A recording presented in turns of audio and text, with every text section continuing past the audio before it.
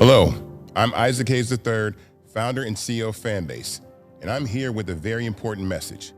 We are at a turning point in the Black community where we must have equity in the apps we use that scale to billions of dollars. But this time, we own the infrastructure, we own the culture, and we shape the future. And Fanbase is the future. Fanbase combines the free functionality of Instagram, TikTok, and YouTube into an all-in-one platform built for the evolution of social media and monetization. With over 1.4 million users, that's real proof that we are shifting the conversation of tech ownership and equity for creators. So right now, I want you to go to startengine.com/fanbase and invest today. The minimum to invest is $399. That gets you 60 shares of stock in Fanbase at $665 a share. This marks a turning point in Black ownership of social media. If we don't take this opportunity to own social media right now, we will always be customers to our own creations. And that can't go on. So once again, go to startengine.com/fanbase and invest today.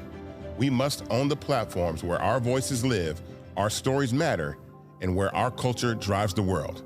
Thank you.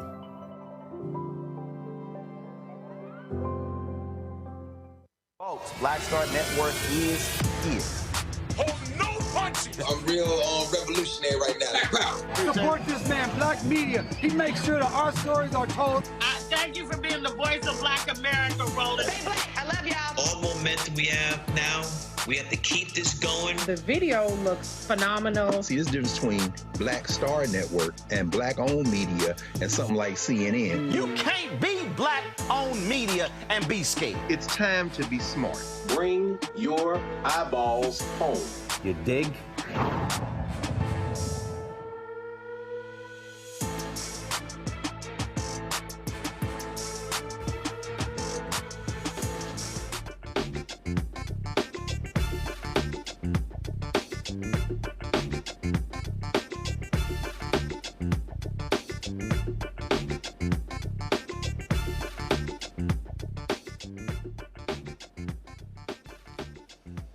Folks, today's Thursday, October 30th, 2025, coming up on Roland Unfiltered, streaming live on the Black Star Network. We're here at AfroTech in Houston, the George R. Brown Convention Center.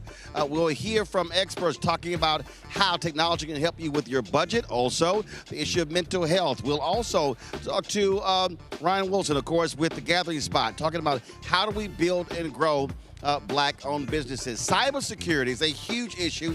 How to protect yourself from being scammed. We have all of that on today's show. Plus, I took a tour of the Expo Hall, got an opportunity to check out these new software, these glasses from Meta as well as Snapchat.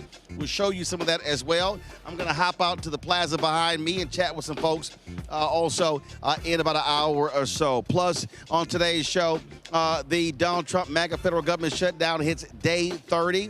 And we are just a couple of days away from when SNAP benefits will not go out. And isn't it amazing how all these conservatives now despise folks who are on SNAP, which includes a hell of a lot of their voters. Also, critical races happening in Georgia with the Public Service Commission that impacts your utility rates. We'll talk with one of the candidates on the show. Plus, Virginia delegates are also looking at how do they change their districts in gerrymandering. The House has already moved on that. Lots for us to talk about. It's time to bring the funk right here on Roland Martin Unfiltered on the Black Star Network. Let's go. He's got it. Whatever the miss, he's on it.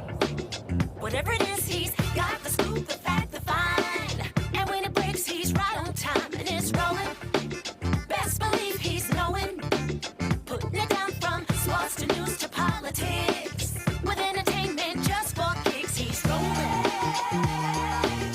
It's on go, roll, y'all. It's Roland Martin, yeah. Rolling with Roland now.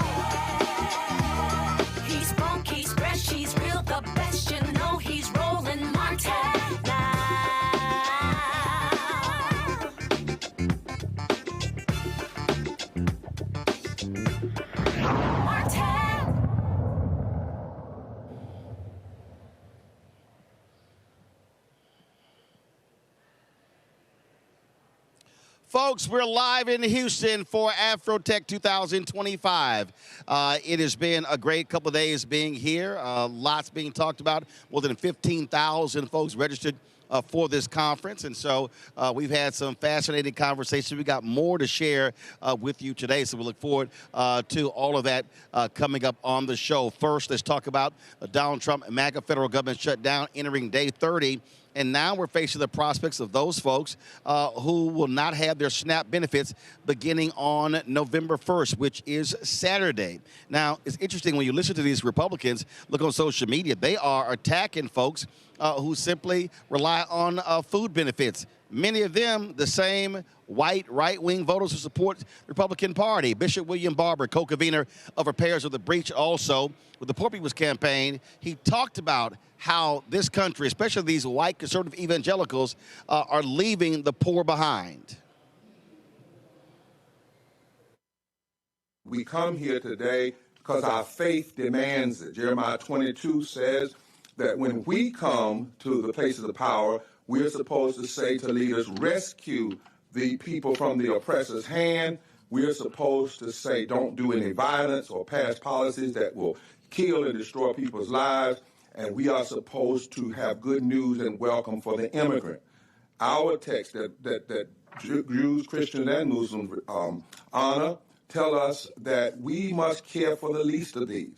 And the question is not, did we pray? The question is, where were we when people were hungry? Where were we when they were thirsty? Where were we when they were immigrants and strangers? Where were we when they were sick? We are called to have good news to the poor. Word literally means protokos, those who've been made poor by economic policies. We also come here because we are saying America must be who she says she is. And who she says she is a place that is supposed to establish justice, not establish injustice. A place that is supposed to promote the general welfare of all people, not the general hurt of some people. That we are supposed to be a place that provides for the common defense, not just the defense of the lobbyists and the defense of the greedy. We have named this bill the big, bad, deadly, ugly, destructive bill because it does not heal, it hurts, especially poor and low-wage people. We know that 51,000 people, according to studies by Yale and Penn, will die as a result of the impacts of this bill in the first year. And in a moment, I'm going to have Hannah read you some real numbers. We declare, Mr. Leader, that this bill and the actions here are morally indefensible, constitutionally inconsistent, and economically insane. Because this bill hurts children. It hurts the disabled. It hurts veterans. It hurts the already sick. It hurts those with chronic diseases. Some of the stories of the millions that you will hear in just a moment. And it is wrong, we believe, for every House member, we don't care what party they're in, if you voted for this bill to take from the most vulnerable and transfer more money to the rich than was transferred from the slave to slave masters. If that's what happened, and you as a congressperson get free health care when you get elected, just because you get elected, you get the top-of-the-line health care with no pre-existing condition, and you're able to pass that on to your family. How wrong and immoral is if you get it and then you don't want the people who elected you to have the same thing.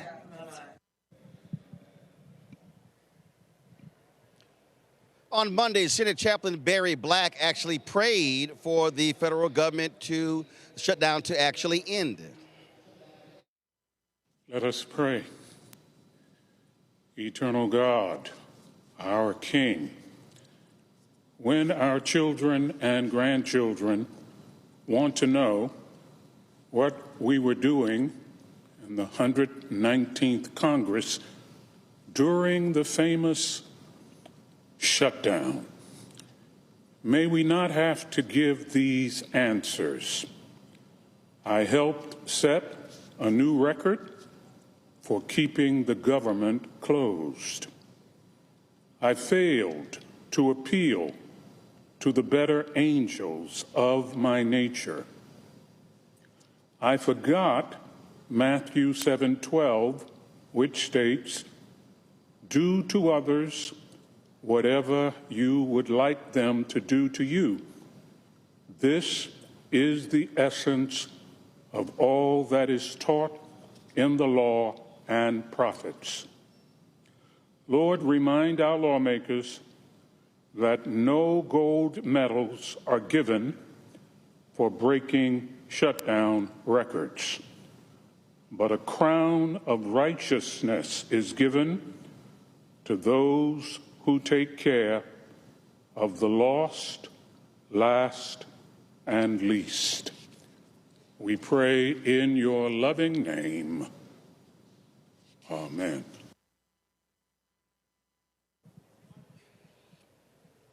House Democrat leader Hakeem Jeffries called out Speaker Mike Johnson, laying out the real reason why SNAP benefits will not go out on November 1st, which is Saturday. This is day 30 of the Trump Republican shutdown, and House Republicans remain on vacation. They've canceled votes for 5 consecutive weeks. House Republicans are missing in action. Yet, Speaker Mike Johnson is saying the quiet part out loud. It's extraordinary that earlier today, Mike Johnson admitted that Republicans are willing to starve hungry children in this country and take away SNAP benefits starting on November 1st so they can pressure Democrats into gutting the health care of the American people. That's what Mike Johnson admitted to just a little while ago. That's extraordinary. But it's what we know to be the case. For Republicans, from the very beginning of this presidency, cruelty has been the point. And what has been driving their policy agenda is to make life better for the wealthy, the well-off, and the well-connected. That's what the one big ugly bill was all about. Largest cut to Medicaid in American history, ripping food away from the mouths of children, seniors, veterans, and families. And all of this was done to provide massive tax breaks to their billionaire donors. And now, as we approach November 1st, just 2 days from now, the beginning of open enrollment, tens of millions of Americans, including many in the state of Louisiana, are about to experience dramatically increased premiums, co-pays, and deductibles that will bankrupt them. All right, folks, I'm going to bring my panel right now. Dr. Greg Carr, Department of Afro-American Studies at Howard University. Glad to have Greg here. Dr. Nola Haynes, Georgetown University School of Foreign Service out of Washington, D.C. We'll be joined shortly by Eugene Craig, CEO of X Factor Media out of Baltimore, Maryland. It's been quite hilarious, Greg, to sit here and listen to a lot of these Republicans. You take Senator Tommy Tuberville, truly the dumbest member of the United States Senate. How they are so critical of all these people who want SNAP benefits. 750,000 people in Alabama receive SNAP benefits. Then we talk about Medicaid as well. So does Tommy Tuberville not think a lot of the folk who get SNAP, he thinks they're not a bunch of broke-ass white people? You know, I thought about that, Roland. I think we all did. Thinking about a place like Leeds, Alabama, for example. I think it's where Charles Barkley is from. I was past Leeds on the way back to Atlanta. I was in Montgomery, Birmingham, actually, earlier this summer.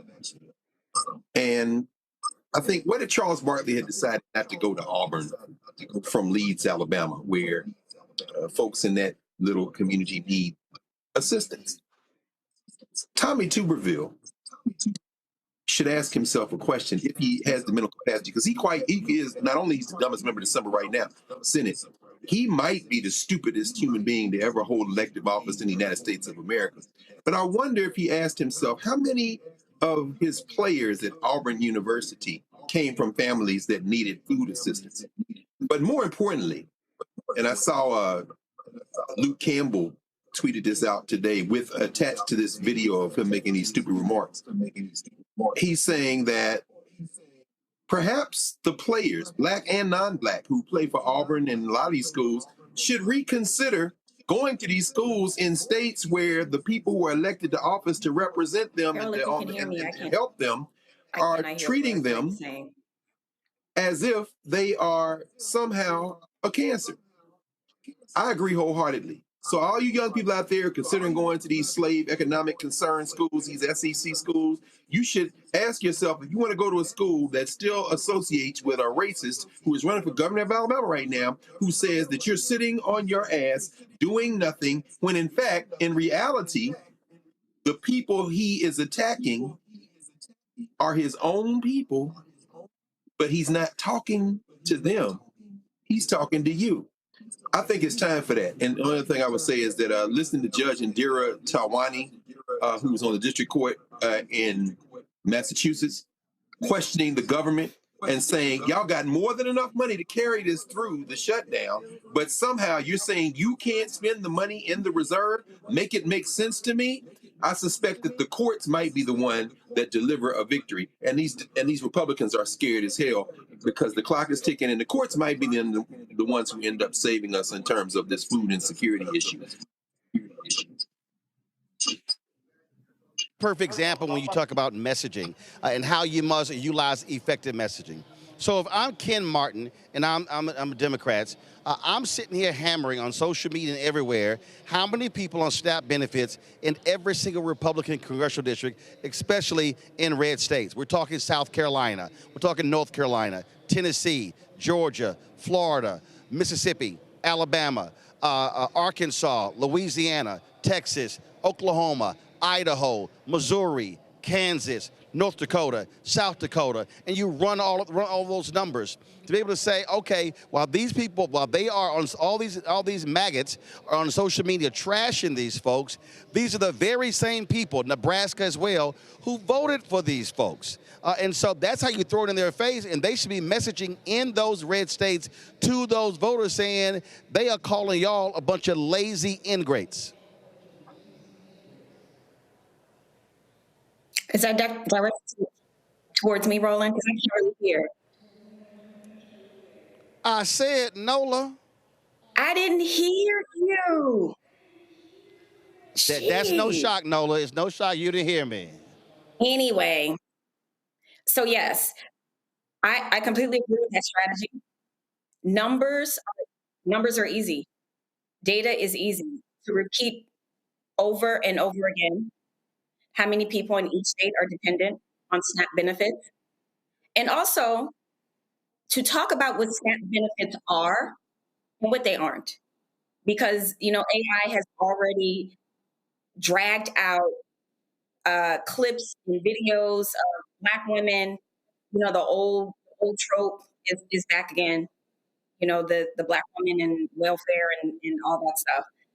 So in terms of being very clear about who's affected, who's impacted, and defining very clearly, very simply, what SNAP benefits are and what they aren't.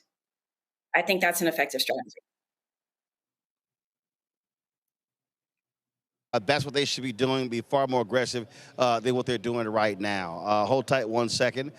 We got lots more we're going to talk about, including the crazy, deranged governor of Louisiana, who he's so busy, he's focused on who's the next head coach at LSU and trying to build a Charlie Kirk statue on campus. Ryan Clark, who played at LSU, had some tough words about that on ESPN, and the MAGA people like Clay Travis are going crazy, which I always enjoy when they lose their damn minds. So I'm going to show y'all what he had to say as well. Lots we're going to be talking about.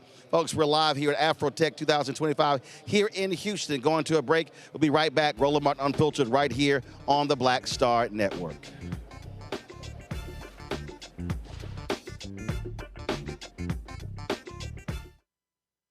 In the military, I gave orders, and they went a lot further than they do around here. If there's one thing I've learned as a mom and foster parent of more kids than I can count, Investing in their future isn't a choice. In Richmond, I'll fight for Stafford's fair share for our schools. Smaller class sizes, better teacher pay, and more vocational training. I'm Stacey Carroll, and I'll fight to get our kids' future in order. Nicole Cole knows the cornerstone of a successful life starts here. Virginia Public Schools gave Nicole an excellent education. They helped her become a small business owner, family financial planner, mother, and community leader. Now, after 4 years on the Spotsylvania School Board, Nicole is running for delegate to meet the needs of all students. As our delegate, Nicole will fully fund our schools, raise teacher salaries, and help graduating students stay in our communities. Nicole Cole for delegate. For us, for our future. As a pastor, I hear a lot about trips to the doctor, bills piling up, jobs being lost. So as your delegate, I went to work writing laws that protect families, helping parents care for their disabled children, capping insulin costs, lowering prescription prices, and investing in our police and schools. I'm Josh Cole, and as your delegate, I'm working to keep us strong and safe. Hi, I'm Lavelle Crawford. I ain't wearing a bow tie today because I wanted to breathe. And you're watching Roland Martin Unfiltered.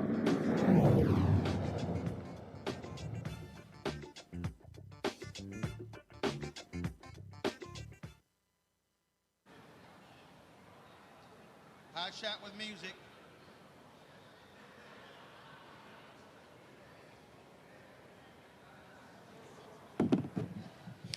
All right, folks, welcome back. We are here in Houston at AfroTech 2025.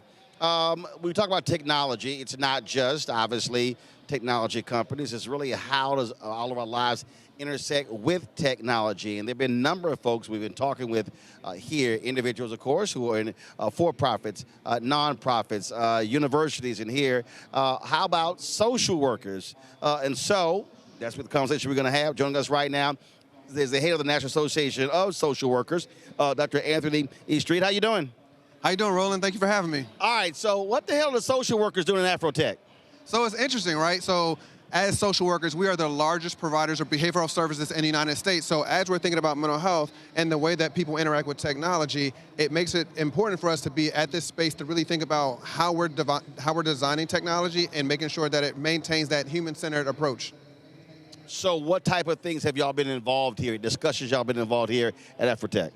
So we had a main stage conversation on the innovation stage with myself, the CEO of NASW, the CEO of APA, Arthur Evans, and the CEO of NAMI, the National Alliance on Mental Illness, to really talk about the full spectrum of mental illness and how technology should be incorporated as a preventive method, but also intervention.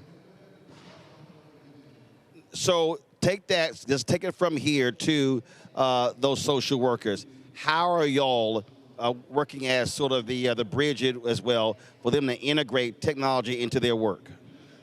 So we look at it from a policy standpoint, but also a practical standpoint. So the more that we are thinking about telehealth, the use of virtual reality, the use of augmented GPTs, and how people are engaging with them, it really does give an opportunity for us to be on the front end of that design. So really in prevention, making sure that people understand the risk of engaging with technology and using GPT for like companionship and therapy, but also how can we use VR as a way to help somebody with exposure therapy or PTSD? Where are they doing it well? That's a great question. So there are a lot of technologies out there that do really well on prevention and teaching people around meditation and yoga and those preventive kind of measures. We're also looking at technologies that get into the treatment and intervention. If there's an intervention out there or a technology out there that does CBT, which is cognitive behavioral therapy, 9 out of 10 times it's going to have positive effect on the mental health of anybody using it.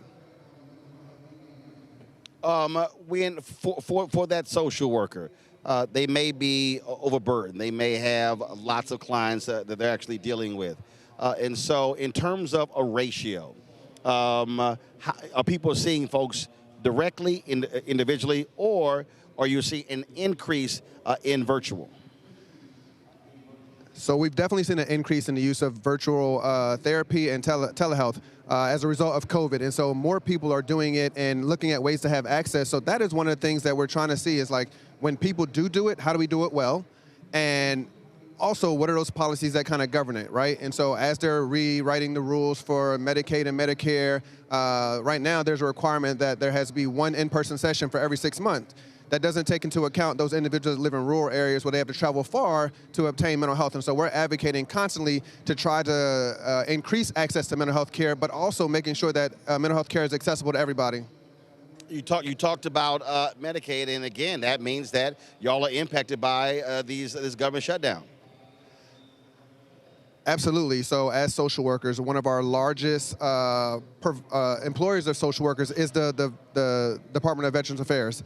And so social workers are impacted, but also those clients that we see in veterans and different communities are impacted because they're not able to access their benefits, they're not able to access health care in that space. And so we have to really continue to advocate and create a space for more conversation around these harmful policies. Of course, what that also does is that drives up stress levels and things along those lines for those folks. Absolutely. Last question for you, and that is, what role are you also playing as folks are developing technology? How do you want them to be utilizing your expertise on the front end versus the back end? Yeah, so I think that's a great question. One of the things that we are looking to do down here is partner and make sure that as we're thinking about technology and innovation, that it has to remain human-centered. I think the second thing that I want to say is that, equity and diversity have to be at every stage of development. So the more that we're thinking about how Black people are interacting with technology, we also have to make sure that Black people are on the design and development of that technology on the front end, not just on the application end. And lastly, making sure that the development of technology is cross-sectional. Everybody in here has experienced mental health on one part of the continuum or the other, right? And so we have to think about it from a workforce standpoint, but also a utilization standpoint. All right.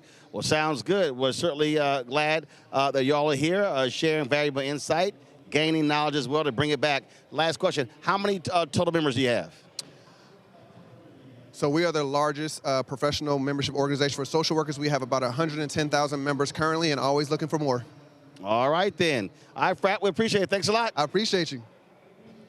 All right, folks, got to go to break. We come back. I'm going to step out here in the AfroTech Plaza to chat with some folks. We're also going to hear from a budget expert on how technology can help people when it comes to managing their money. In addition, we'll talk to Ryan Wilson, co-founder of The Gathering Spot, about in terms of how do we really build and grow and sustain Black-owned businesses. Cybersecurity is also a critical issue, something else we're going to be hearing from an expert in that area. Plus, Virginia's talking about redistricting. We'll talk about a little bit about that.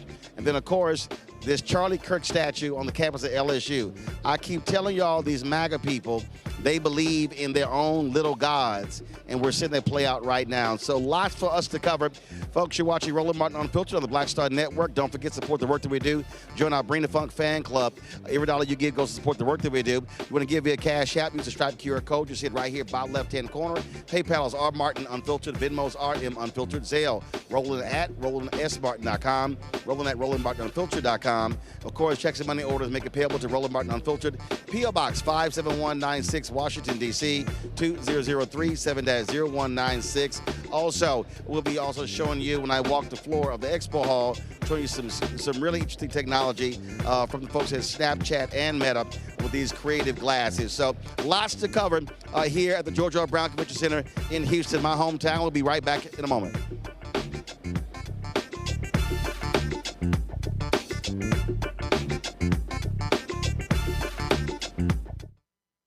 Said the quiet part out loud. Black votes are a threat, so they erased them. After the Supreme Court gutted the Voting Rights Act in 2013, Republican legislatures moved fast. New voter ID laws, polling place shutdowns, purges of black voters from the rolls. Trump's Justice Department didn't stop it, they joined in. In 2018, his DOJ backed Ohio's voter purge system, a scheme that disproportionately erased black voters. Their goal, erase black votes and political power. Yeah, that happened. These are the kinds of stories that we cover every day on Roland Martin Unfiltered. Subscribe on YouTube and download the Black Star Network app. Support fact-based independent journalism that centers African Americans and the issues that matter to our community.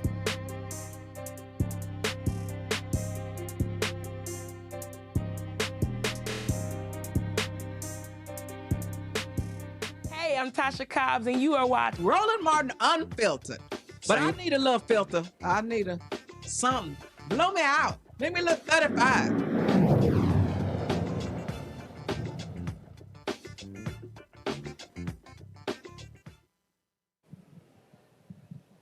Folks, welcome back to AfroTech here in Houston. I told you the other day that Louisiana Governor Greg Landry, Jeff Landry, is an absolute idiot. He got involved in the firing of Brian Kelly, the LSU head coach. Now he's like, oh, the AD Bob, AD Scott Woodard is not going to have any role in it. Now he's championing building a Charlie Kirk statue on the campus of LSU. Well, Ryan Clark, who was a star at Louisiana State University, had a few words to say about that on ESPN's First Take. First off, it's the second most ridiculous thing he said this week.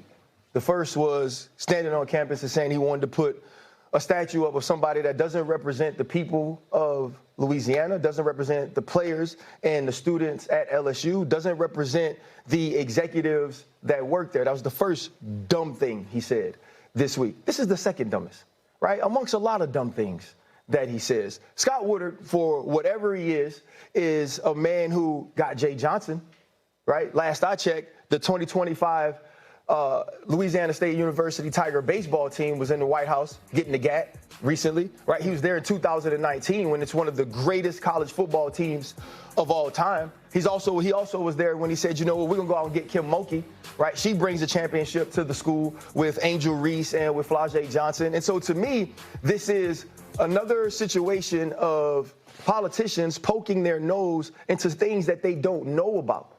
And I honestly believe it was so he can get in front of a microphone and say, look at this connection I have to the president, and he likes to pick winners so he could placate to somebody he idolizes.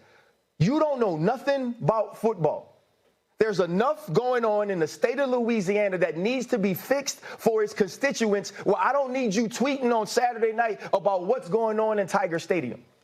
There is too many issues happening right there under your nose that ain't got nothing to do with sports. Scott Woodard is a good man. Scott Woodard is a man that cares about LSU. In the greatest times, back in the day, he understood what it was like to be a part of a winner, and he's brought more winners back to the school. He didn't miss because Brian Kelly wasn't capable. He missed because Brian Kelly was no longer willing. Brian Kelly was no longer tapped in. Brian Kelly didn't care if the people of Louisiana cared about him, and he didn't care if the players knew that he cared about them. That's where it went wrong.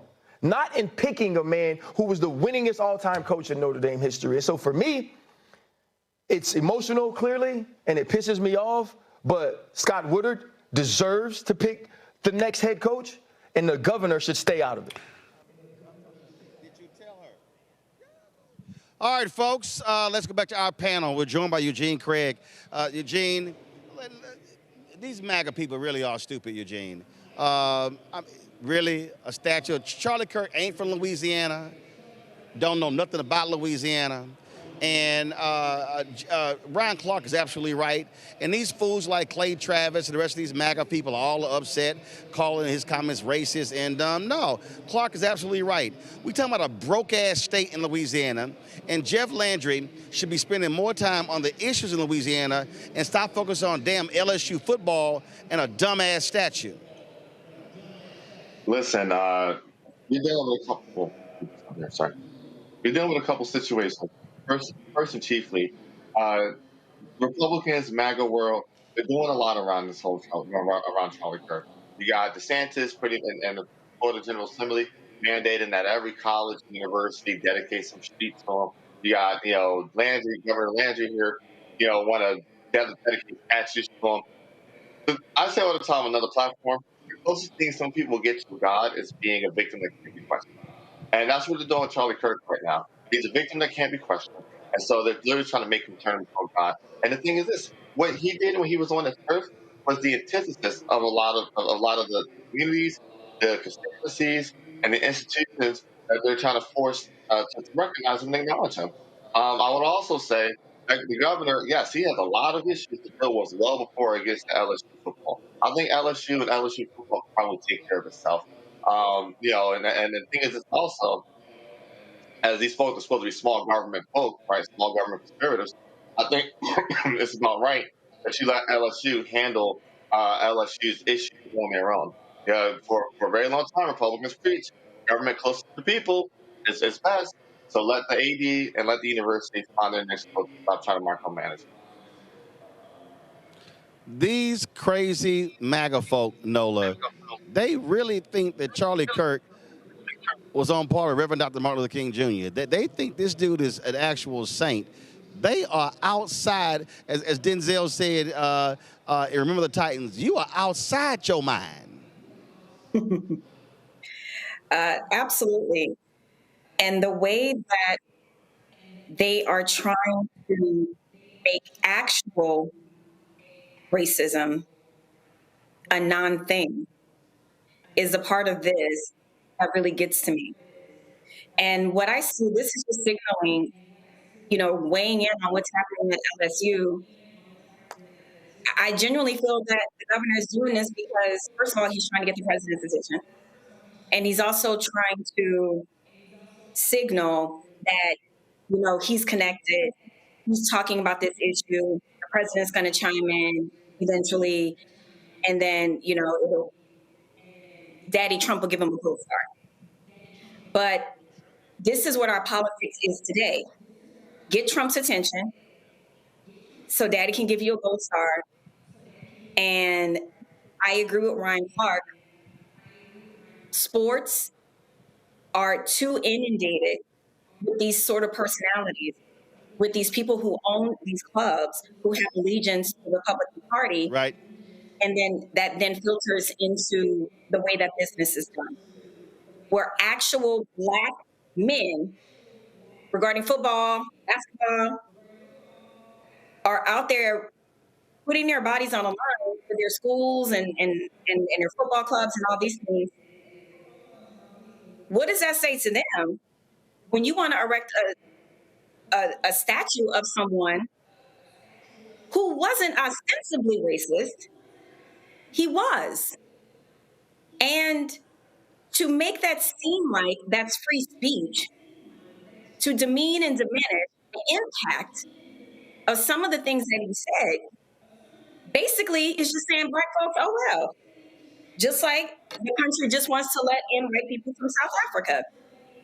All of these actions are blatantly racist. The thing for me, Greg, he literally said, let's erect this statue as a symbol of free speech. Like I said before, how about you just do a statue of the First Amendment?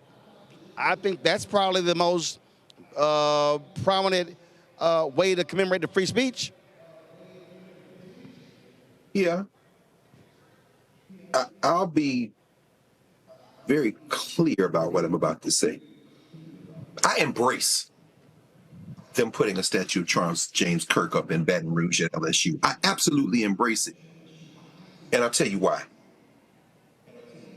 The good brother Ryan Clark is an example of just how far we have regressed since the days when Paul Bear Bryant, late of Texas A&M and then the University of Alabama, saw his team defeated by a USC team that featured Sam Bam Cunningham, the brother of Randall Cunningham. And after the game, Sam Cunningham tells the story of how Bear Bryant took him to the Alabama locker room, an all-white locker room at the time, stood him up in front of his players that had just been defeated and said, this is what a football player looks like. Shortly thereafter, if you go to an Alabama football game, you would think it was an HBCU. Donald Trump came to the Alabama LSU football game in 2019 with his picture wife. I don't know where she lives, but I know for that moment she was in Tuscaloosa. And got a standing ovation from the crowd.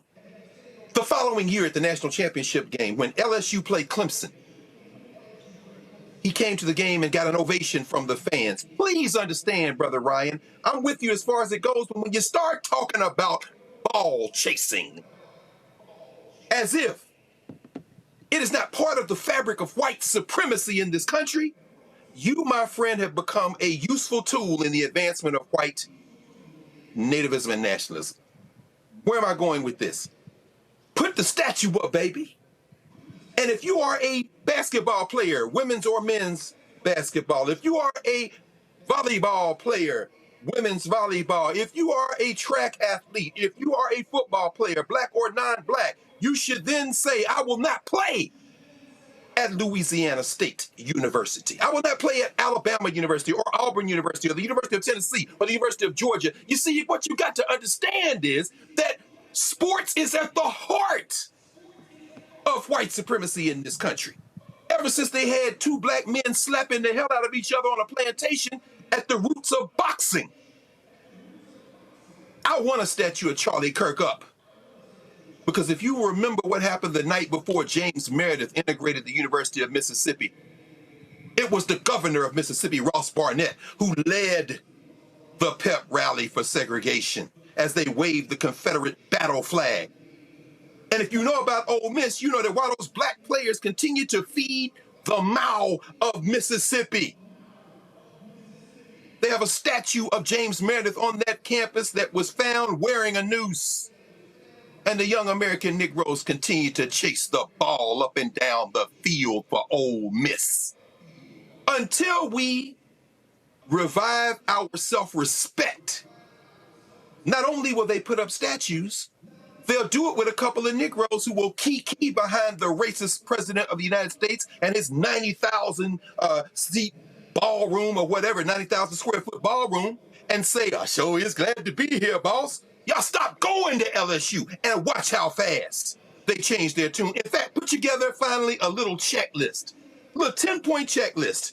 And at the top of your checklist is the bag. We know y'all, they buying football players. Okay, no problem. Number 2 is diversity. If this school that I'm about to sign with for $500,000 or $50,000 or $150,000 a year and NIL deals doesn't have as number 2 a percentage of black players that I'm satisfied with, I'm not coming there. Watch how quickly Ohio State and Michigan and USC, watch how quickly the University of Kansas and now Indiana University, watch how quickly Nike U and Oregon make diversity a priority, and watch the Confederacy die until they do the same. Let's get serious about this. I'm sorry, Ryan. You chase ball for a white supremacist, brother. And until you deal with that, I don't want to hear anything you have to say. And on that note, we going to a break. When I come back, I'm going to be live for the plaza out of here. We're going to have a lot more interviews here from AfroTech. Folks, you're watching Roland Martin Unfiltered right here on the Black Star Network. This week on The Other Side of Change. Book bans, anti-intellectualism, and Trump's continued war on wisdom. This is a coordinated backlash to progress. At the end of the day, conservatives realized that they couldn't win a debate on facts. They started using our language against us, right? Remember when we were all woke and the woke movement and all that kind of stuff? Now everything is anti-woke, right? When we were talking about including diversity, equity, inclusion, and higher education, now it's anti-DEI. All this are efforts to suppress the truth because truth empowers people. You're watching The Other Side of Change only on the Black Star Network. If in this country right now, you have people get up in the morning and the only thing they can think about is how many people they can hurt, and they got the power, that's the time for mourning. For better or worse, what makes America special, it's that legal system that's supposed to protect minorities from the tyranny of the majority. We are at a point of a moral emergency. We must raise a voice of outrage. We must raise a voice of compassion. And we must raise a voice of unity. We are not in a crisis of party versus party. We are in a crisis of civilization, a human rights crisis, and a crisis of democracy itself. And guess what? You've been chosen to make sure that those that would destroy, those that would hate, don't have the final say, and they don't ultimately win. Next on The Black Table with me, Greg Carr. Why the America we live in today is not what the founders intended or what they outlined in the Declaration of Independence and even the Constitution. Professor and author Kermit Roosevelt will join us to talk about his book, The Nation That Never Was. how history was misinterpreted, the intent and realities of America's beginnings, and missed a much better story in the process. So if you have to pick some group to marginalize, I think it should be the people who are against equality. That's next on The Black Table, right here on the Black Star Network. This week on A Balanced Life with Dr. Jackie, we're continuing our series of putting in the work, A Chef's Journey. Are you an aspiring chef? Someone who already has a business, trying to figure out what your next steps will be, who to talk to, and how to get there? Well, on this week's show, our great guests and wonderful chefs will talk to you about what it means to discover your purpose, your why of being in the kitchen, and then knowing how to put a business together. The menu controls everything. The menu determines everything. But the business plan is where you have to go back to. When you get into the business, at the end of the day, you know, social media and TV, all of that stuff is cool, but you still have to run a business. You still have to be in relationship with people. That's all next on A Balanced Life with Dr. Jackie here on Black Star Network. They said the quiet part out loud. Black votes are a threat, so they erased them. After the Supreme Court gutted the Voting Rights Act in 2013, Republican legislatures moved fast. New voter ID laws, polling place shutdowns, purges of black voters from the rolls. Trump's Justice Department didn't stop it, they joined in. In 2018, his DOJ backed Ohio's voter purge system, a scheme that disproportionately erased black voters. Their goal, erase black votes and political power. Yeah, that happened. These are the kinds of stories that we cover every day on Roland Martin Unfiltered. Subscribe on YouTube and download the Black Star Network app. Support fact-based independent journalism that centers African Americans and the issues that matter to our community.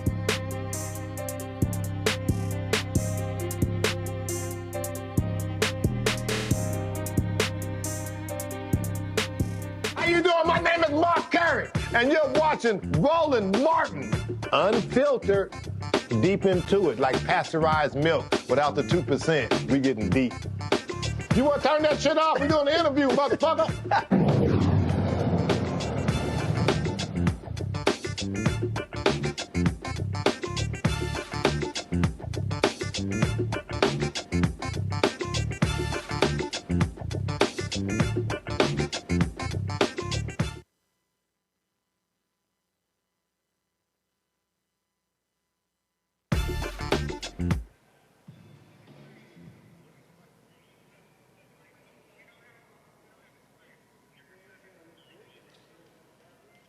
It's been the center of activity. You see, you got all the couches out here. You see folks out here just chilling, relaxing. You got the tent, you got the Lexus tent over there, and then of course you've had all these other different vendors out here. You got all the food trucks that are down there as well, and so it's been a whole lot of activity that's been going on. So you know what? Let's just talk with some people who are here and see what happens. How y'all doing? How's it going? You're good? We're live on TV right now. So let me ask you, so first of all, who are you? Where you from? I'm Deja. I'm from Charlotte, North Carolina. My name is Olivia. I'm from Alexandria, Virginia. Cool. So tell me about this year's AfroTech. Your thoughts on it? I love the inclusivity in a space where we usually don't have this type of representation. So that's been exciting. Yeah, and it was great. I got to meet with coworkers. I'm a fully remote employee, so it was wonderful to just meet people in person for the first time and connect and just be around all the energy. Gotcha. Your biggest takeaway, your number one thing that leaving here that will drive you, I say, over the next 362 days. Wow. Well, shout out to Sandra Crespo. She actually did a session here on neurodivergency as a leader. And again, that's also a very underrepresented sector in the industry that we work in. And so I am taking away that people who have diagnoses like ADHD, those are things that are not seen as deterrent from becoming a leader. Those are things that you can use to leverage yourself into a space that ideally people don't fit into. And I think for me, it's to question things, stay curious, ask questions. I listened to a speaker this year and last year who said, if you have a question, it's probably because you have part of the answer too, so stay curious and keep asking. So, yeah. All right, I appreciate it. All right, y'all take care. All right, then. All right, enjoy. Let's go on down here, y'all. Let's check with, what's up, guys? How you doing? What's your name? Quentin. Where you from? Pittsburgh. How about you? My name's Hassan. Say it again. Hassan. Where you from? From Pittsburgh. All right, then. Just give me your thoughts on this year's AfroTech. It's my first time as well as Hassan's, and honestly, it's a very, very good event for my first time too, because I made a lot of connections, and I'm in college. Where? University of Pittsburgh, and I'm very happy I got to be here. It's a blessing because I made a lot of connections and learned a lot. So yeah, and I plan to go next year as well. It's here next year. Yes. Yeah, there you go. There you go. How about you? He downplaying it, man. This is lit. Being with my people, being with all my people here. I've never been to an event like this with a whole bunch of black people who's interested in the same things, you know, tech. Network with a lot of people. Got a whole bunch of like internships and job offers lined up. So yeah, without this event, I don't know what I'll do. This is a good opportunity for young black people. All right. Yeah. I appreciate it, bros. Y'all take care. Thanks a bunch. All right, let's go on over here. Now, these folks, they stand in line for photos, y'all. So let's go ahead and holler at them. All right, since all y'all just waiting on photos, y'all ain't got nothing else to do. I'm going to ask y'all a couple of questions. What's your name? Where you from? Yolanda Collins, and I'm from the Bay Area. Cool. How about you? Simone Austin from Durham, North Carolina. Cool. And your thoughts on this year's AfroTech? Absolutely amazing. Absolutely amazing. I love it. It grew from over the years. I've been following AfroTech for a long time. And how many times have you been to the conference? 3. 3. Yes. This is my first time, so I was very blown away. It's a lot of people here, so I'm looking for a job, and it's been really good. I met a lot of great recruiters, so it's a fun time. All right, cool. Sounds good.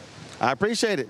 Thanks a bunch. All right, how about y'all? Where you from, bro? I'm from Seattle, Washington. Gotcha. My name is Abdul Hakeem Zongo, but I just go by Hakeem. First time at AfroTech, or you been here before? It's my very first time out here. All right, so tell me about it. It's going great. It's a lot of networking opportunities, a lot of businesses that you can connect with. I love it. I'm going to probably be here next year, too. All right. Sounds good. All right, how about you? Oh, my name is Monte from Houston, Texas. Yeah, AfroTech's been cool. Your first time? Yeah, first time. Okay. Yeah. What stands out in terms of what you learned here? Probably just meeting different types of people from different types of walks of life. You know, some people established, some people trying to get to where they want to get in life, and then, yeah, different states too. So, you know, just not encapsulated in Texas or Houston specifically, but just meeting all sorts of people. All right. How about you? I'm Jalen. Hold on, bro. Oh. No, we're live on TV. Hold on. I'm Jalen. I'm from Houston. It's my second time here. Fun time always. Great networking with people. That's all I got for y'all. That's all you got? All right, cool. How you doing? Isaiah. I'm originally from South Bend, Indiana. So Boilermakers stand up. One thing that stood out to me is just taking away unapologetic nepotism. So just making sure we lift as we climb and we practicing black excellence. Okay. Yep. All right, bro. I appreciate it. Thank you, man. All right, then. All right, you're here at AfroTech. It's your first time? What's your name? Where you from? That's not my first time. It's like the third year. But Third year? My name is Bo. I'm from Dallas, Texas. And what was the other question? You said it's your third year at AfroTech. Yeah. Just your thoughts on this year's edition. Yeah, it's pretty cool. It's pretty cool. You know, I always love the expo. You know, time to get out there, network, meet new people. For me, it wasn't even about, you know, job hunting or anything like that. It's just meeting a lot of cool people in tech, you know, and things like that. Okay. But I was trying to get you because I'm Payo, man. I got you, but I'm also live on TV, bro. I feel you, but it's like I'm also working. I got you. All right, then. Hey, how you doing? I'm good. How are you? What's your name? Where you from? Kanisha Aiken. I'm from Houston. H-Town. First AfroTech? First AfroTech. Your thoughts on it?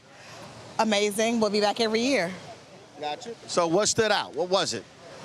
The community, the information, the community more than anything. Just there's a sense of innovation, creativity, and community. Okay. Yeah. All right, sounds good. Yeah. Well, it's back here next year for the 10th anniversary. I heard. I'll be here, without a doubt. All right. Yep. Sounds good. Thank you. I appreciate it. Let's see here. I'm going to chat with, let's see here. I'm going to grab these two right here. Hey, what's going on? How you doing? What's your name? Lawanza Quince. Cool. What's your name? Akira Calico. All right, then. So, first AfroTech, or you been here before? Before. Gotcha. Yeah. How many years? You were there last year? Yes, sir. Okay. How did you enjoy this year? Oh, I think it's phenomenal. It's a real good opportunity to socially and professionally network with your peers. How about you? This is my first year as a student here, and I think it was very resourceful and very impactful for us students to get opportunities to gain insight with all of the companies here. Gotcha. So what's the one thing that stood out? Was it a speaker? Was it a session, a forum? What was it for you? One thing that stood out to me was all of the recruiters were not just being very informal and being just very strict business-wise. They were actually giving us opportunities, how they came up in life within college or starting off, and I think that was pretty good with giving us some tips.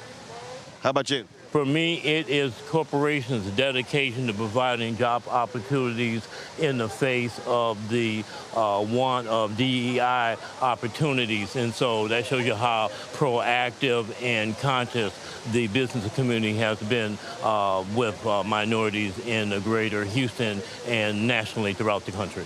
All right, sounds good. I appreciate it. Thanks a lot. So again, you've had a lot of folks who've been here, and we've talked to many people over the last few days.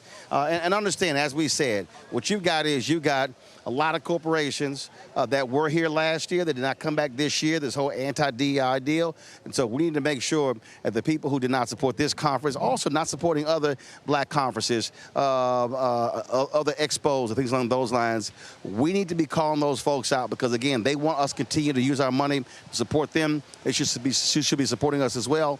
Also, what we have to also learn to do, and a lot of these conferences and conventions, I've seen a lot of people on social media, Essence, folks talking about Invest Fest and other things. Here's the deal, understand. One, there are very few mass gatherings of African Americans, events like this here.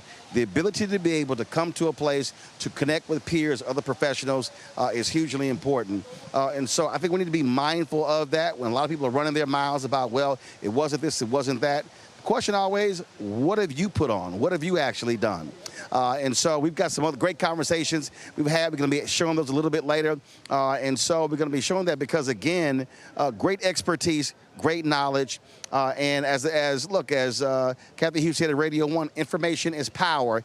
And we've got to be able to take that information, places like this, bring it home, share it with others, to expand the horizons of so many African Americans.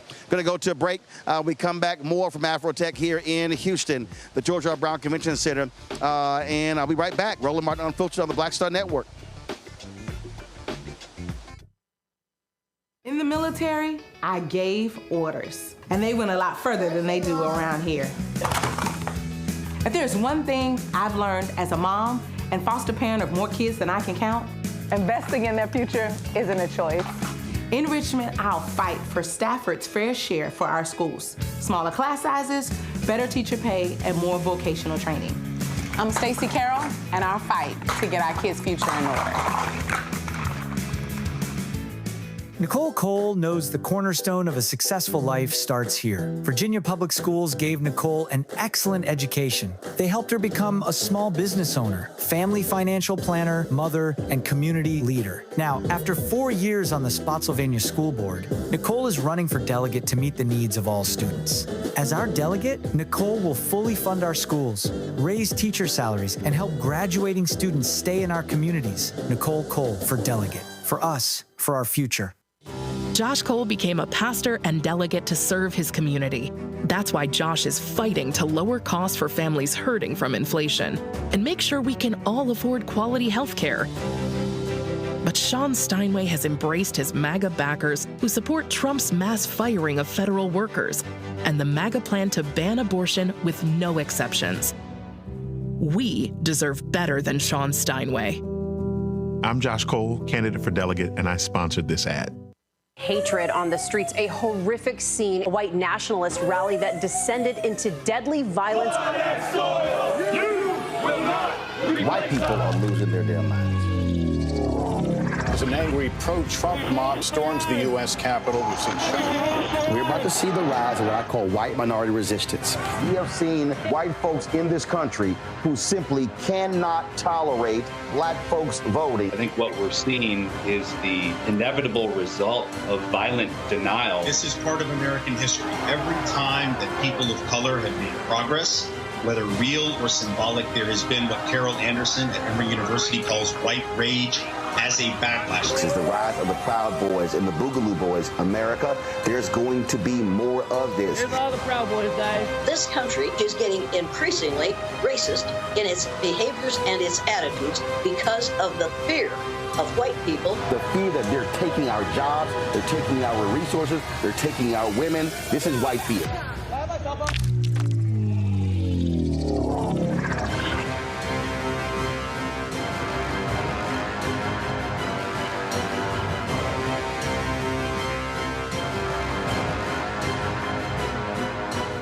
Hi, my name is Freddie Ricks. I'm from Houston, Texas. My name is Sharon Williams. I'm from Dallas, Texas. Right now, I'm rolling with Roland Martin, unfiltered, uncut, unplugged, and undamn believable. You hear me?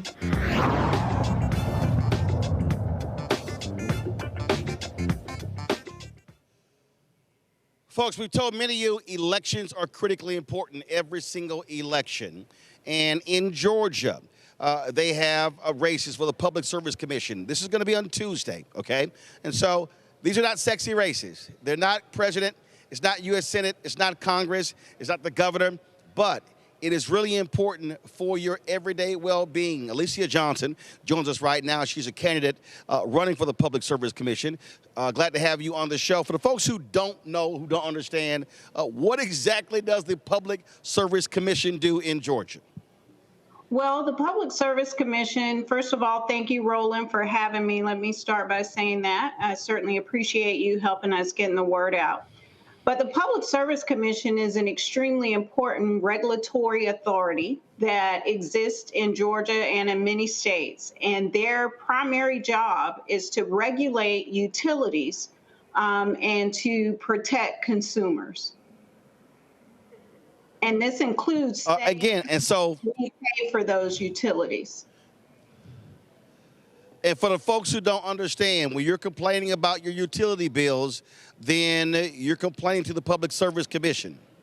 That is absolutely correct. And here in Georgia, Roland, we have an all-Republican Public Service Commission who has raised our rates 6 times in the last 2 years. You know, and that's so important because, as I said, it's not a sexy race. It's not a big race, and turnout is going to be critical. This is a perfect example of what I keep saying, that if black folks in Georgia, if we vote at 70% of our capacity, then we can put folks like you on the Public Service Commission. Absolutely, absolutely. To your point, it's not a sexy race, and a lot of people don't even realize what the Public Service Commission does.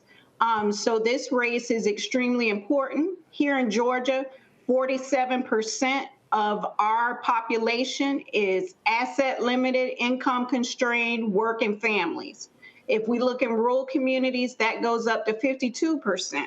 And when you crisscross urban areas like the city I live in, Savannah, childhood poverty jumps up to 80% in some of those cases. So every day, families are making choices between their power bill and prescriptions, their power bill and food. And now with the issue with SNAP, it's going to be even more crucial that we have people in elected offices and elected positions who understand that good public policy is not red or blue policy, but good public policy is people-centered policy.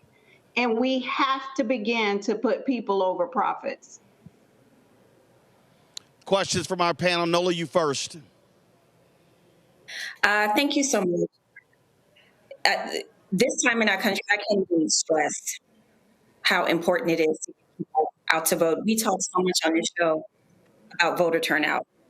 So what is that looking like as we are going into these special elections? What does voter turnout look like? Yeah, we can do far more with voter turnout. We have done an amazing job given what the context usually looks like for some of these smaller special elections. We're about at between 5 and 6% overall in the state. And with a little over 200,000 folks having already voted. We know that in portions of our state, municipal elections are going on, so we expect greater turnout in those areas. But we need to get the word out. We need to mobilize people as much as possible. We've been on the phone, we've been texting, we've been mailing, we've been, of course, doing media interviews. We've been out across the state canvassing. We've been talking to communities and trying to get the word out so that we can teach people that they are literally advocating for themselves from self to system every time they take a vote. Eugene. Hi. Well, one, thanks for running. Thanks for running. You know, we need folks in these positions, especially when it comes to public utilities. You know, some of these utilities come just run out of control. I guess my question is, you know, are there any national orgs act organizations coming in to help fill that gap, being that it is an off-year election, and then more importantly, it's an off-year election in a place where, you know, folk aren't necessarily used to off-year elections. Right. So to answer that question, I would say yes. The DNC has gotten involved in this race. So the Democratic National Committee has committed itself to this race, but also our local party, Democratic Party of Georgia, it has been organizing and getting the word out about this election. And then all across Georgia, grassroots organizers, volunteers have all rallied together to stand behind this race and to push it forward and to make certain that people are aware and that they understand that they have the power to elect a commissioner who is a regulator and not a rubber stamp for our utilities. All right, then. Well, Alicia, good luck. Again, this is one of the races. People need to understand it's a statewide race. We can actually play a huge, huge role in it. And so good luck on Tuesday. All right. Thank you, Roland, and thank you for having me tonight. I appreciate it. Thank you so very much. Folks, I am looking over some, give me 1 second. I'm looking at, lots of changes happening at CBS in this just in. Variety is reporting that Gayle King will be departing the CBS morning show next year. Of course, Barry Wise took over as editor-in-chief. You have lots of changes going on there as well. And so they are reporting again that Gayle King is going to be leaving CBS this morning next month. Also, some breaking news. The Associated Press is reporting that the Department of Justice is investigating the Black Lives Matter movement. They said that, give me 1 second. I'm pulling this up here.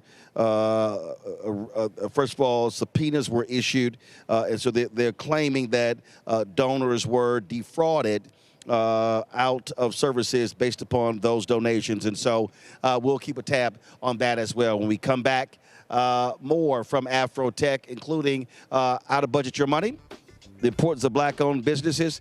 We'll also take you into the walk and talk and the expo as well. So lots to share with you right here. Roland Martin Unfiltered on the Black Star Network.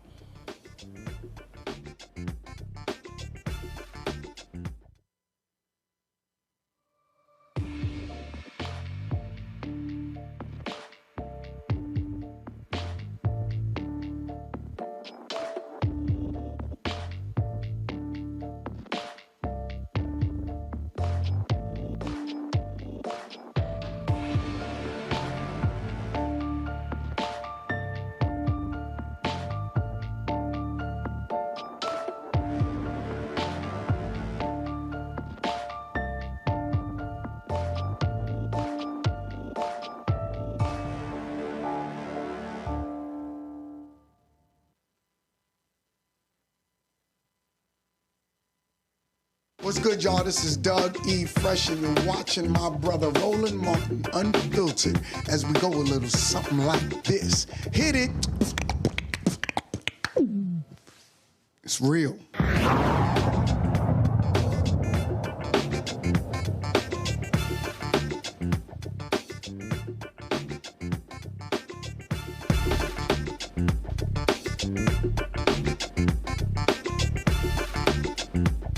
Tech in Houston. Been having some great conversations. We want to share more of those with you. And a great conversation with a high-ranking exec at Google talking about their Pixel phones. And, of course, we had a little fun. Consider y'all know I'm Team Apple, and she's Team Android. Check this out. All right, Adrian, let's talk Google phones. So, y'all, we're sitting here getting ready to do the interview, and Ben Crump calls me, and she's like, you really should have a Pixel phone. It really is the best phone. It is superior. She was being extremely shady with that. I'm just here to tell the truth. So it's on the table. I'll let it ride. So how is the Pixel phone the best? The Google Pixel phone. So first of all, I lead marketing for the Google Pixel organization, and there are so many ways. So you might want to just start by saying the winner of the best phone, which is like judged by technical experts, best phone 2 years in a row, Google Pixel. Okay? It is. Well, how is the best? What does it do? From a technology perspective, the camera is the best camera in the business. And you can do, when you start to add Gemini, if you start to integrate what Gemini can do for your camera. So we've always been the best camera. Who's I Gemini? think you know that. So we got Gemini, we got Aquarius, we got Leos. So I'm a Scorpio. Our generative AI is called Gemini. Now, what is true is y'all gonna name AI something I call Scorpio? Yes, I got You know Scorpio. what, I'm a Scorpio, but the answer is Gemini. And so what Gemini does for your camera is it makes it even better. Okay. We also have a tensor chip that allows your phone to be faster. The battery life is stronger. The hardware is differentiated, so our hardware and craftsmanship is incredible. Y'all AirDrop. That, first of all, unacceptable. That is an Apple feature, and Apple features aren't everything. I will tell you something about Apple, and normally as a competitor, we don't like to say each other's names, but I do, you must say their name. We are the challenger brand, which I personally as a marketer have always loved. Mm-hmm. But if you think about things like AirDrop or FaceTime, there is interoperability challenges that Apple creates. So the whole green bubble, blue bubble drama, that is created by Apple. That person with that green bubble in the group chat. That is not their fault. That is Apple's fault. So that you have a poor communication experience. Our technology is superior, and truly, people on Android are being bullied because of it. So if you have done that, and by your face I see that you have, apologize. Oh, I'm not apologizing. To your Android I'm not friends. Apologizing. It is Apple ruining the group chat. Okay, and if you're at a party, what do they say? Does anyone have a Pixel to take the pictures? Nah, that's the first of all. That's people who don't know how to take photos. Okay, that's people who don't know how to take photos. Because my man Steven Soderbergh, he shot that movie High Flying Bird. It's a Netflix movie. Yes. Phenomenal movie. Yes. With 2 iPhone 7s. Yes. Advertising. He got yes. No, I know. But the filmmaking piece, and that was pre-cinematic feature. Correct. So first of all, I'm always jacking with my Android friends, because I was actually YouTube Black at the conference, and they gave us a Google Pixel phone. Yes. Did you use it? Oh yeah, I use it for the teleprompter. Unacceptable. We are not making fast friends right now. I use it for my portable teleprompter with the app. But the reason for me, okay, you understand. So for me, how I use it, I'm using technology way different. Okay. So we're sitting here, boom, she goes and shoots something, boom, she can instantaneously airdrop it to me. I got it, I can immediately put it on the air. Yes. So, and how I'm transferring data or whatever. So that's sort of how I'm moving when I'm linked. There are other ways to. How? Walk me through. So you can use Google Drive. Everybody has Google Drive. Right, but that's like I gotta. You're dropping it into AirDrop. You can drop it into Google Drive, and then you could share the drive, and everybody has the same files. And what's different about how Adrian, you adding all kind of steps. You adding steps. See, sometimes I'm looking at speed. Okay, but efficiency. but what we like to look at is speed, efficiency, but quality. And I guarantee you the content you're capturing on that phone, and I'm sad my Pixel is not on this table. Yeah, where your Pixel? The content, it's right there. The content that you're getting on your bring phone that Pixel over here. Bring that could Pixel be over here. better, but you're choosing to follow the crowd and do what everybody else is doing. And this is not how it strikes me with you, Roland. You strike me as a man that makes decisions on his own. I do. I did not think this was going to be this interview. I'm not choosing to follow the crowd. What I'm saying is, again, You could use this. Okay, you go. And also, aesthetically, it's better. Okay, here we go. It's sleeker. It's smoother. The camera is better. Take my Jim and case I off, all so. look at that. Look at that. here. I got a sleek phone. And from an AI perspective, it is integrated into our device because of our stack. So it works faster, it understands you better. And so when you're in Gmail, or if you're in Photos, wherever you are, it knows where you are, what you need, before you even know it. It anticipates your needs. I don't really need AI because I have RSM. So What does Roland Sebastian Martin. I knew it. I don't need That's to. it. Right. Okay. Most stuff, like boom, I'm quicker than Google, so it's like we ain't got to search it. We already got. See, when the information is already here, we ain't got to search for it, Adrian. Okay. Noted. See, this speed is way faster. If we did a 6-month test and we came back to this stage and you gave me an A/B test recap, I guarantee you this would be a different. What I'm telling you is, I'm trying to tell how I use. I mean, like literally, if I'm talking about, so I can sit here and take, boom, she shoots something, give me that SD card, pop it in here, pull it right into the phone. I can go right to the air. I'm connected already. Yes, but you do I can do screenplay. I can sit here Can I give you an example? Go ahead. So you know Complex Media. Yes. Okay, so we outfitted all of Complex Media with the Pixel 10 Pro. Complex Media, who wants to act like they black owned, but they're not black owned. They're just black targeted. But go right ahead. That was I told you. Shady. Equal opportunity. Oh, my audience knows I'm King Petty. My audience knows I'm King Petty. Okay. All right. So we gave Complex our phone. Right. They're doing exactly what you just said. Okay. It's all an ecosystem. So to not switch just because you're locked in, which is what they do, just because they've locked you into an ecosystem is not a reason. The Complex team's content is a higher grade now. They would tell you that because they're using our devices. They just don't really know how to shoot. See, that, I mean, you know, I went to Jack Yates High School, Magna School of Communication. Yep. So, you know, I've been doing this since I was 14. Right. So they late. See, if they were taught right at an early age, their stuff would look better. Fair. I'll let the head publisher know. Yeah, let them know. It's them. Yeah, not the phone. Tell them look at Roland Martin Unfiltered, the Black Star Network, see how it's done. Okay, I will do. I will do. So what else? So in terms of marketing, what else are you driving, and how are you trying to? First of all, let's talk about the phones, though. Yeah. How it shoots black people. Oh, I mean, we have a feature. I didn't even tee you up for this one.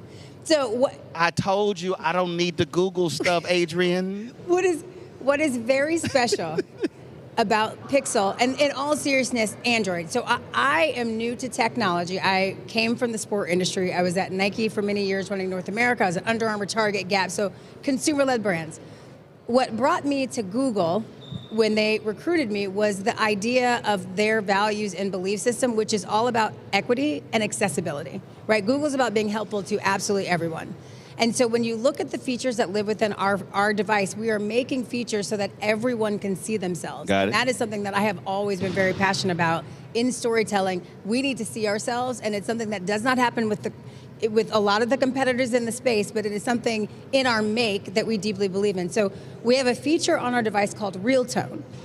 And I wish I could show you the A/B on your phone versus ours, but it is built to pick up deeper hues, basically black and brown folks, who when you go and you take a picture with your white friends and you see your eyes and your teeth because your camera isn't picking up your beautiful skin tone, Real Tone, only found in Google Pixel and in Android devices, is built to pick up our tone, our color, and make us look as beautiful as we are and feel as proud as we are. See, I shoot some. All my friends are black, and I shoot some. If all your friends are black, you want this. But I shoot some great photos. Oh, Lord Jesus. My lighting is amazing. Okay, but your friends who are not as good as you Oh, they know. would feel the difference. They're like, let Uncle Roro shoot. We know. There is something, in all seriousness, about leading with our values. And this is what Google is about. Okay. We are entrepreneurial. We are always looking for what problem needs to be solved. Okay. And I'm dead serious when it comes to accessibility and equity. Everybody should look good. Everybody should feel good. And it is true that a lot of camera technology is not built to pick up our skin tones. And so you can rest assured with our device, you are going to look stunning. And that is not a line. So here's the whole deal. First of all, it ain't like Apple is not a sponsor. Their CMO won't even take a meeting with me. See? And look at us Which here right now. I told Spike Lee. That whole deal. Tim Cook, you know that too. And so, I have no problem. Shots are fired. I got no problem calling names because I don't have a boss. I own it. So here's what we're gonna do. So we're gonna test a couple of your phones. So I'm gonna give you my information. Okay. Then we'll see what it looks like. Then I'll let you know. We are always game. Anthony will be using one of them as well. And so. So you'll have an ecosystem Yeah. in which you could share content. Yeah. We'll look Call at me and ecosystem. say thank you whenever you're ready, because it is coming. She already had thank you. She already had thank you. So we'll see how that goes. Well, cool. I appreciate it. Thank you. All right. It was wonderful to meet you. Likewise. All right. All right, Adrian, I'm waiting for those Google Pixel phones so I can do a test, see how they work. All right, y'all, got to go to a break. We come back. Ben Crump stopped by our set here at AfroTech. You hear our conversation talking about the Sonia Massey verdict. You're watching Roland Martin Unfiltered on the Black Stud Network. Support the work that we do. Join our Bring the Funk fan club. Our goal is to get 20,000 of our fans contributing on average $50 each a year.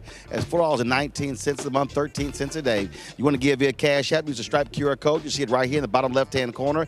PayPal is R Martin Unfiltered. Venmo is RM Unfiltered. Zelle, Roland at RolandSMartin.com. Roland at RolandMartinUnfiltered.com. Checks and money order. Make it payable to Roland Martin Unfiltered, P.O. Box 57196, Washington, D.C. 2003 7-0196. Back in a moment.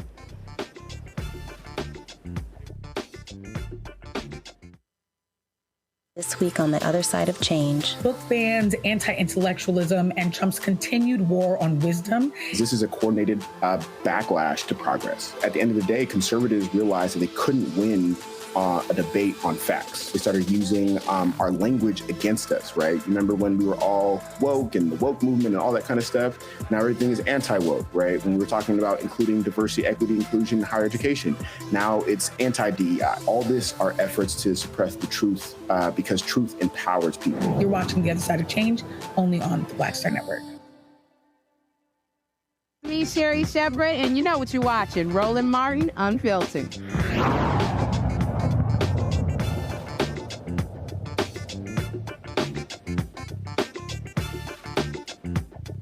Folks, welcome back to AfroTech 2025 here at the George R. Brown Convention Center. We're joined now by a resident of Houston. He got out of Florida, attorney Ben Crump, coming here dressed like he going to a FAMU game. Go Rattlers. What's up, man? You, man. Welcome home, brother. Absolutely, absolutely. We talked the other day.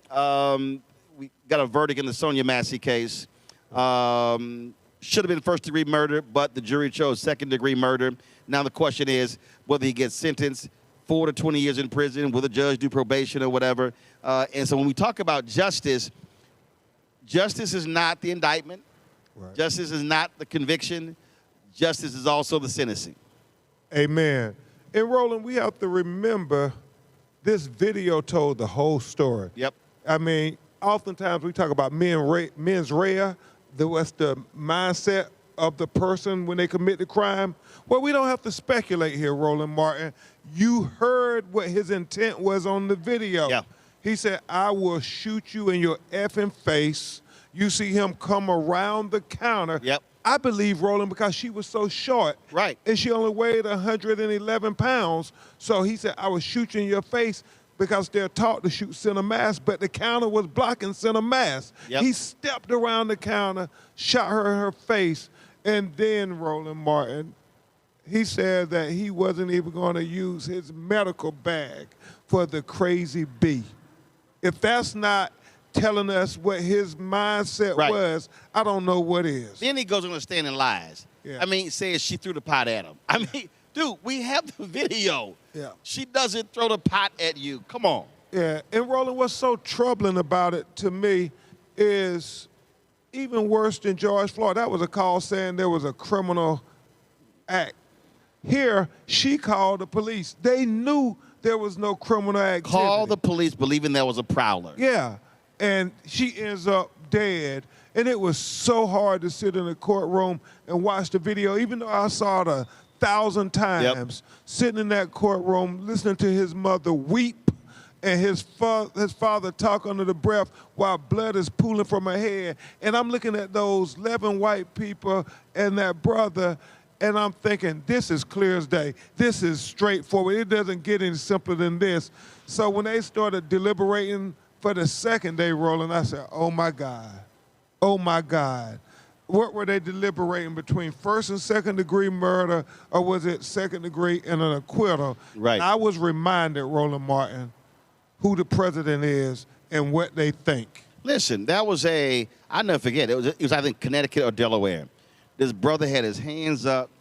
He's going down to his knees, and the cop literally rears back and kicks him in his head and knocks him unconscious.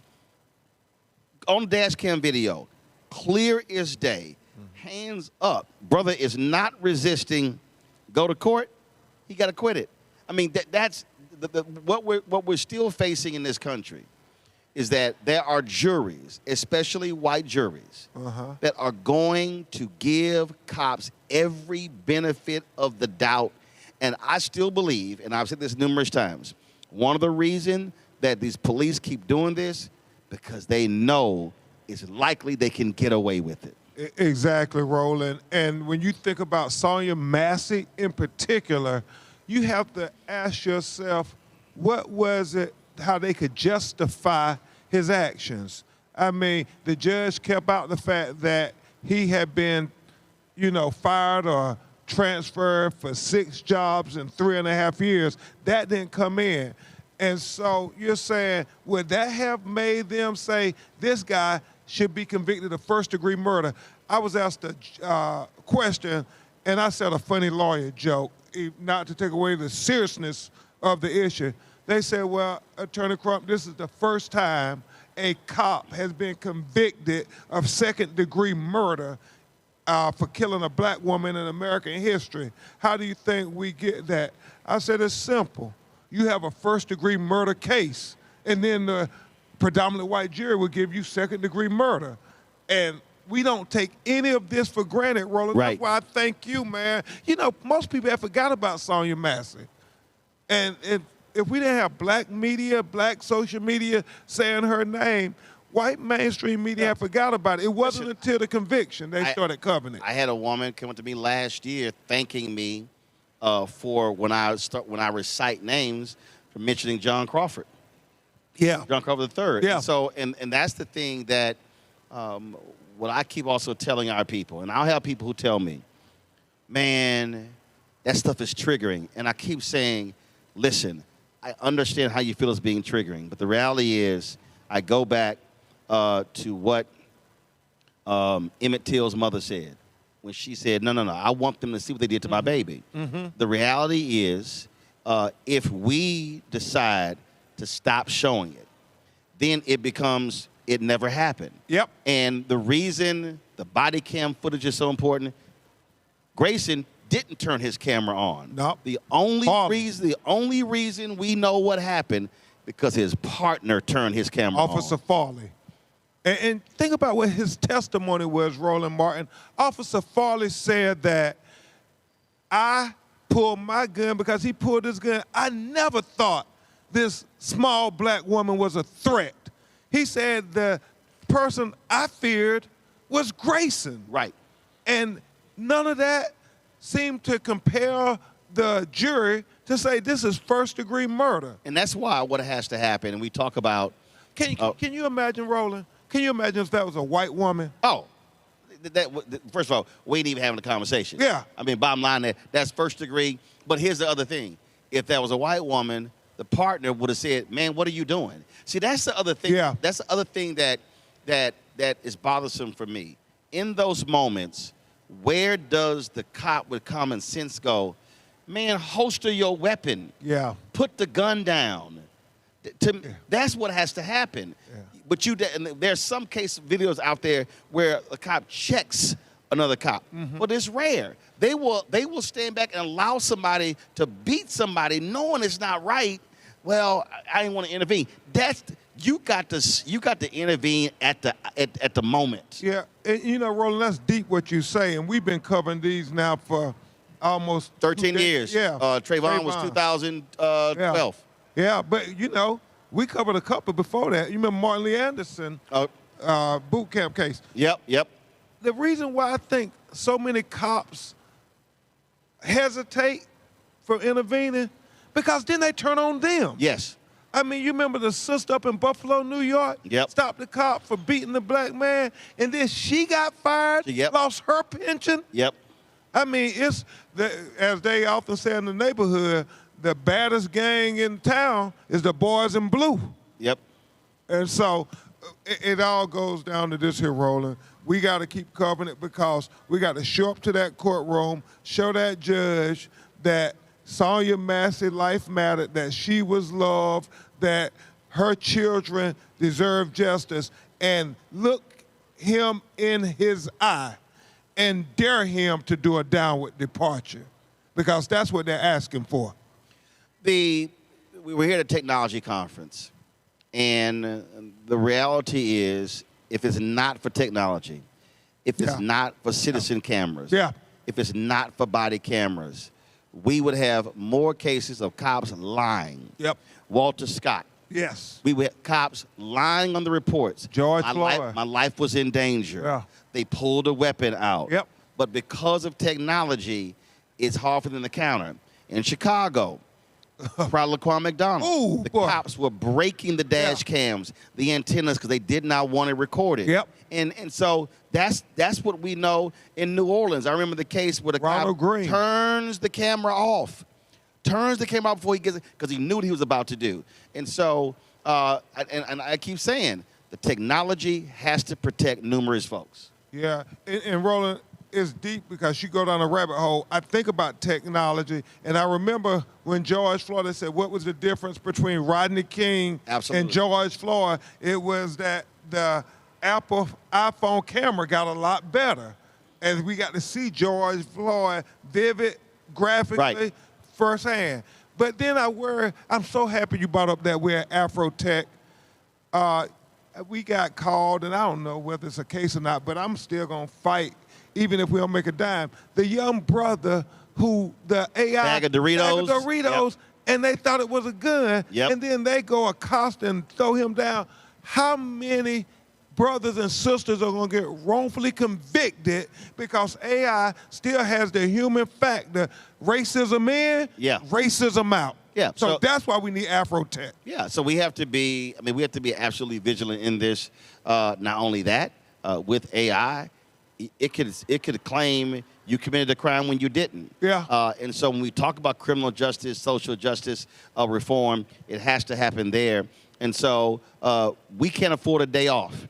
We can't afford to say, man, let's just step away from it, because in the case, that brother could have lost his life over a bag of Doritos. Yeah.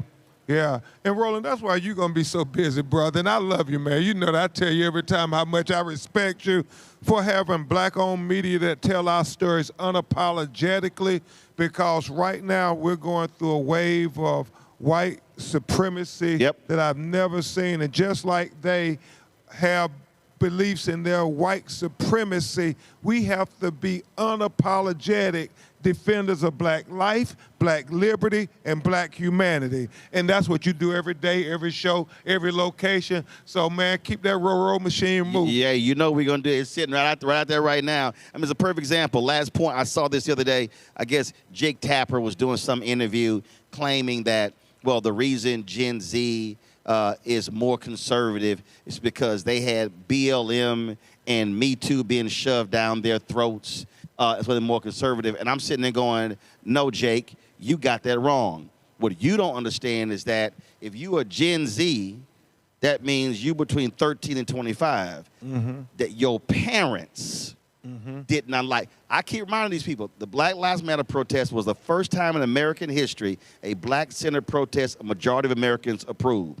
And what happened was you had folks who did not like that young white folk, and Latinos and Asian Americans were responding, and they attacked BLM in 2021. It was CRT in 2022. It was woke in 2023, and it was DEI in 2024. And so they've been inundated by saying how awful that was. So I was like, Jake Tapper, you know what the hell you talking about?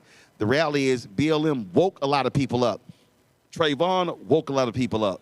Jenna 6 woke a lot of people up. But you have adults who do not want these young white kids to be socially conscious about what's happening to black bodies. Now, you speak truth to power on so many levels, because right now it's just an outright declaration of war on everything black and brown in America. And what we have to remember is what Harriet Tubman said, Roland Martin. I saved 100 slaves, and I would have saved 100 more if they knew they were in slavery. Some people still don't understand. They have declared war on us. Absolutely. And we better be ready to fight. And if you're scared, say you're scared, and that's fine. We get it. But get out the way for those of us who ain't scared to go ahead and fight for our people. Get the hell out the way. Amen. Well, Ben, you keep swinging. We're going to be right here doing the same. All right, Alpha Man. I appreciate it, sir. All right, love you. All right, folks. We'll be right back. Roland Martin Unfiltered on the Black Star Network right here. AfroTech 2025 here in Houston. Back in a moment.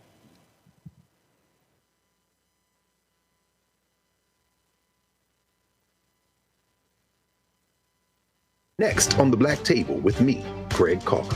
Why the America we live in today is not what the founders intended or what they outlined in the Declaration of Independence and even the Constitution. Professor and author Kermit Roosevelt will join us to talk about his book, The Nation That Never Was. How history was misinterpreted, the intent and realities of America's beginnings, and missed a much better story in the process. So if you have to pick some group to marginalize, I think it should be the people who are against equality. That's next on the Black Table, right here on the Black Star Network. Hey, I'm Mark Morial, President and CEO of the National Urban League, and I'm watching Roland Martin Unfiltered.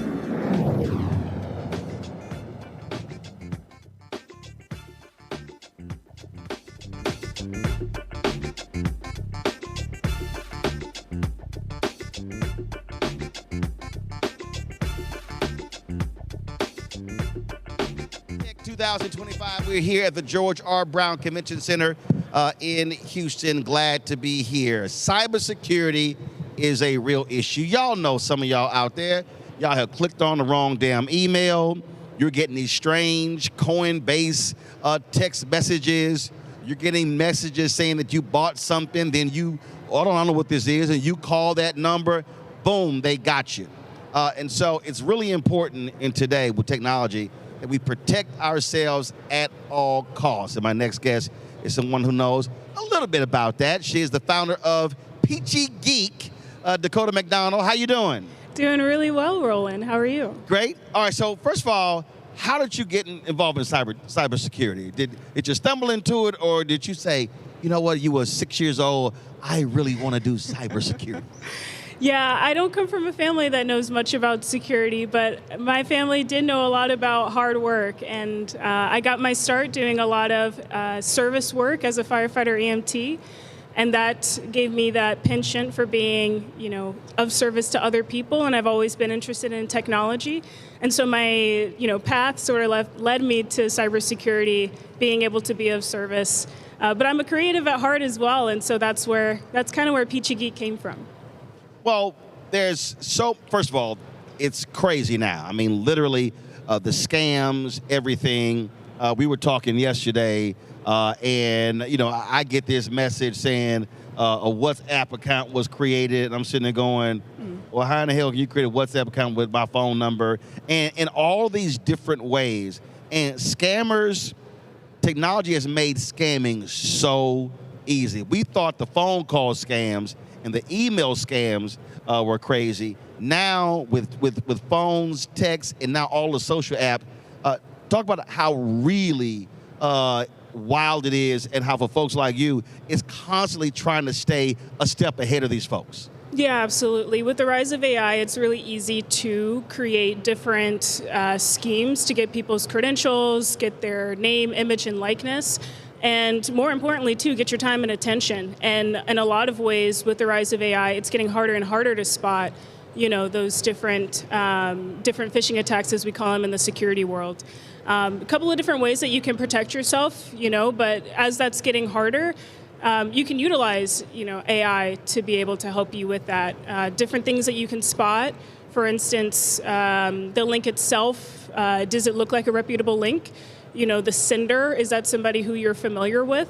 Yeah, I get those, especially the people who invite on podcasts. And so, again, you're looking at the markers. It's like, Dear Roland Martin, okay, right there. And it's always the same form. So what I do is I'll click the email, and I'm like, Chelsea Handler's show is not sending me an email from some Gmail account. Absolutely. And then a lot of these folks I know. So I think one time I got an email from the Joe Budden podcast.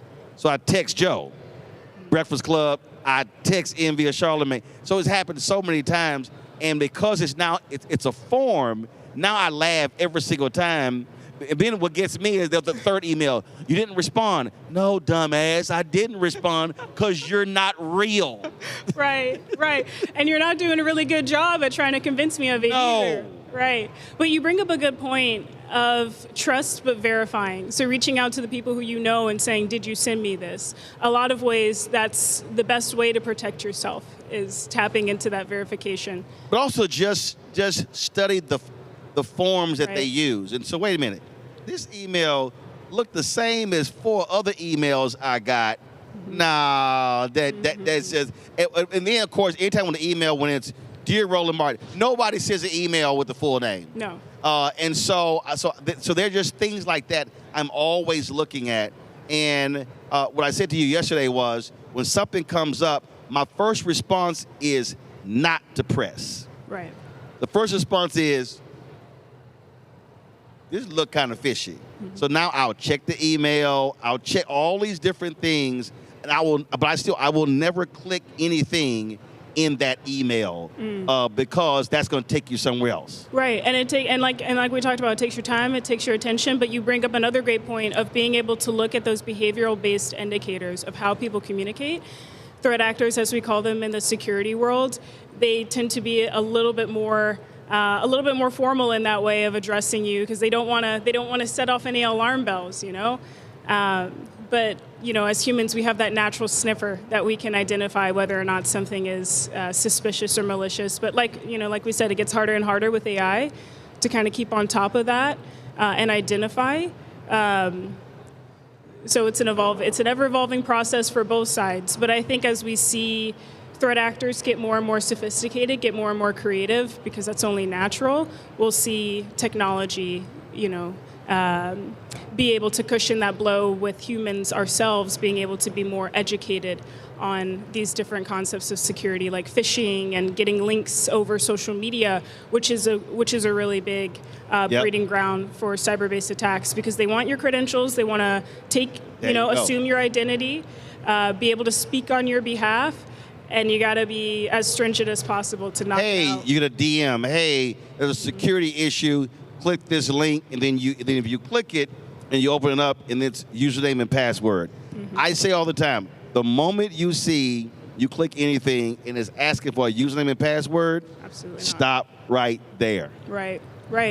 And also, too, being able to look into, you brought up another good point, all elements of that email. So the sender of the email, the domain of it. If I'm getting an email from Microsoft, let's say, for instance. Right. But this is coming from a Gmail account, I know that's not legitimate. Right. Right. And also, too, I shouldn't be receiving an email at 2 o'clock in the morning, to give any sensitive information, no banking details, nothing like that. I'm not giving any of that government-related information. Right. Yeah, to somebody I don't know, especially on the internet. And so share with folks how you take Apple, you take other companies.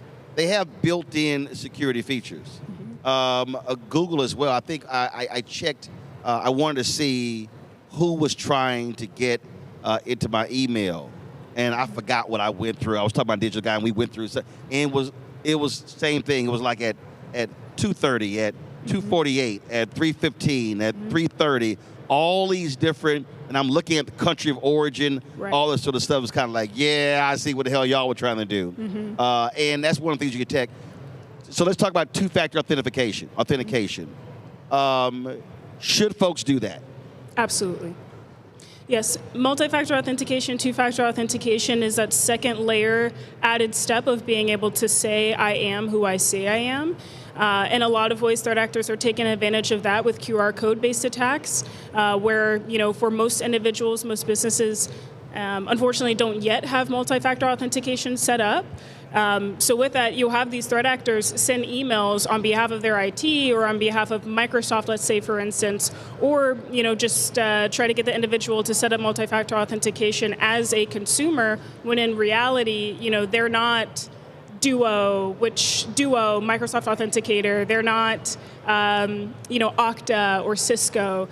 And what they do from that is, you set up that spoofed multi-factor authentication, you give them the credentials, so now they have that one-time passcode. Boom. To use and have your resources. Right, absolutely. And, okay, so you have that. Now, there's been a raging debate in one of these group chats I'm in, because some people use their cell phone as the notification versus their email. Which one should folks actually use? So when we need to send an alert, is this you? Yeah. Is it better to do with the email or the cell phone or through a text? I think it depends on the person, whatever they're most comfortable with. So most individuals, text is the best way to reach us. Me personally, if I'm going to get a multi-factor authentication, I prefer to have it from the app itself that I've set up as my authenticator. Also, one thing to mention too, you brought up with Google, the security checkup, which they'll take the users through to be able to see whether or not they have those two-factor authentication set up, best password policies, whether or not that's in place. Another good area for users to, make sure that they're hygienic, if you will, with their security on Google. But I like to use the apps specifically. Gotcha. Yeah. Now, what about the authenticator apps? So let's say you're able to put in, so again, I'm going to say just Google Authenticator, so you can put in Dropbox, Twitter, whatever, then all of a sudden, when they ask you to authenticate, you got to go to that number and then put that in. Right. Yep, that's exactly the process. That's what I use myself. And it's a bit of a bear. It's a bit annoying, but if it's going to protect me in the long run of not having to lose all of my data on Facebook or Google or Dropbox, then I'd rather take, the 10 seconds to put that password in that says who I say I am. So let's talk about passwords. A lot of people have real simple passwords. That's easy to get into. What does it make sense for someone to sit down and come up with a 12-letter password that has exclamation points in it, one in it, ampersand in it, and of course you need to save it so you know what the hell it is. Right. That makes a hell of a lot more sense than just real simple words, things along those lines. Yeah. One thing I would recommend is using Google's password manager. Google is the only one that has one.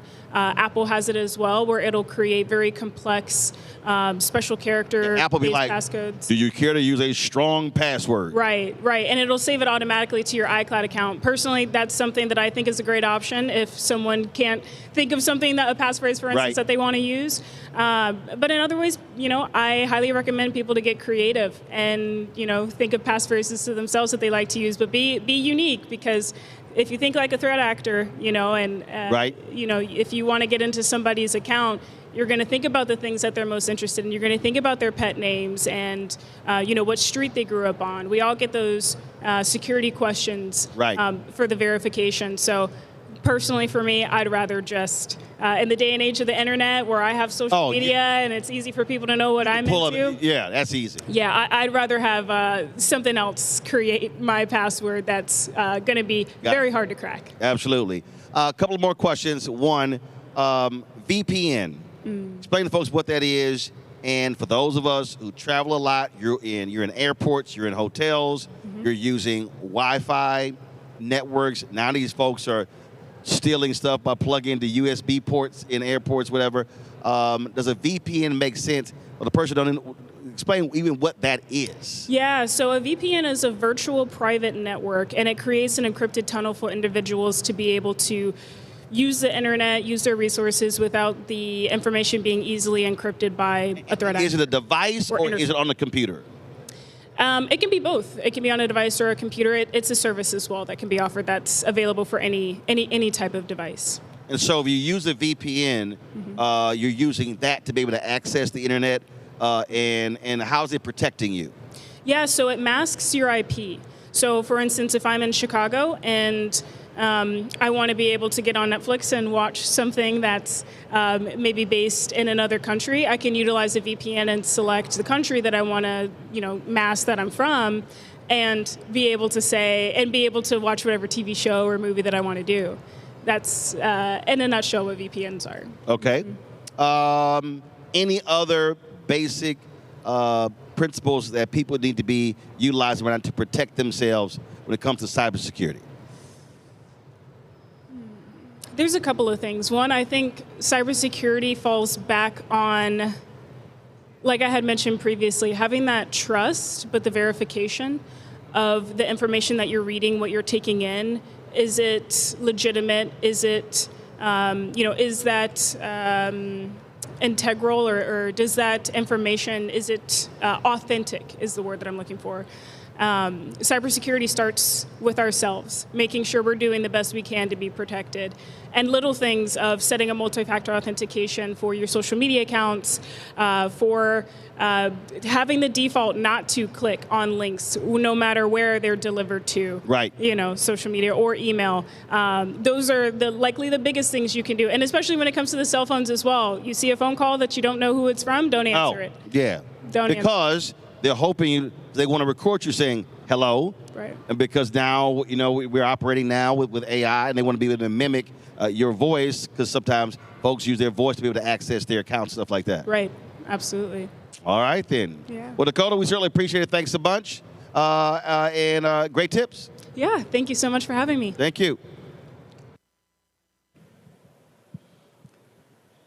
Folks, that is it for us tonight from AfroTech. We got lots more content we're going to be sharing with you on tomorrow.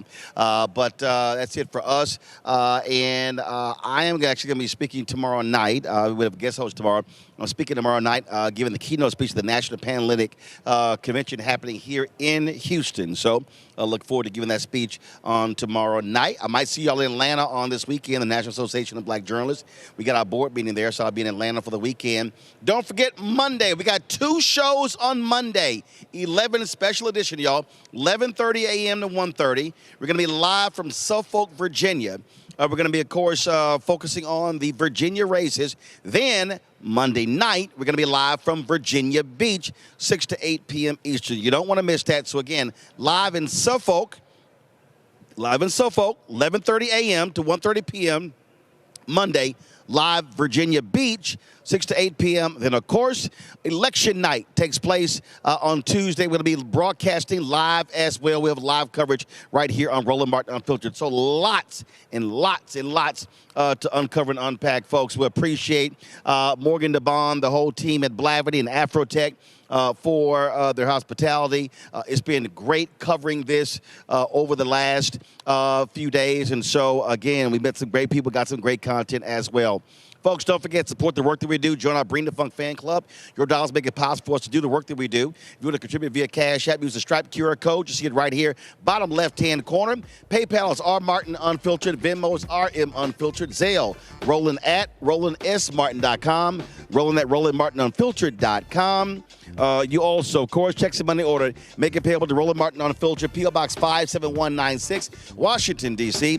20037-0196.